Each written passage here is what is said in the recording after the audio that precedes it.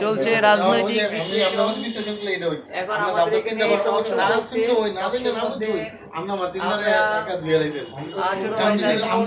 আমরা হলাম নীরব দর্শক। আর আমাদের এখানে বিশিষ্ট বক্তা হলো চরমোনাই পীরে কামেল, মুজাদ্দিদে দামান, আলফিসানি ভাই ব্রাদার।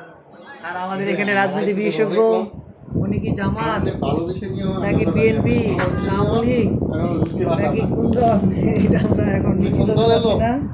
তো উনি কিছুক্ষণ আগে খুব কাঁপিয়ে ফেলেছিলেন, ক্যামেরা দেখে উনি নীরব হয়ে গিয়েছে।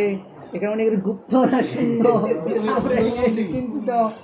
আমরা এটা নিয়ে তদন্ত করতে হবে। কিন্তু আমার এই যুক্তিবাদীর মধ্যে আমরা একটা বিষয় আশা করতে পারি যে আমাদের এই যে মাজহারুল ভাই সম্পর্কে কিন্তু উনি গুপ্ত না মনে হচ্ছে। উনি প্রথম থেকে চরমোনাই এখনও আছেন।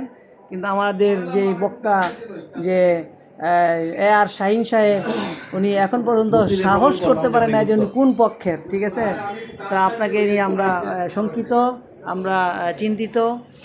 দেখা যাক এটা দেখতে একটা ব্যানার আছে আমার গুপ্ত তারপরেও ভোট দিচ্ছে না, এটা আমি নিয়ে দেখালে আবার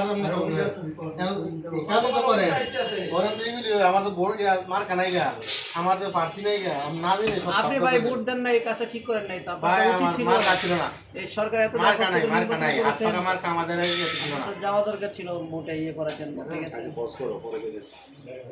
আপনি এত ভয় পাচ্ছেন ব্রো।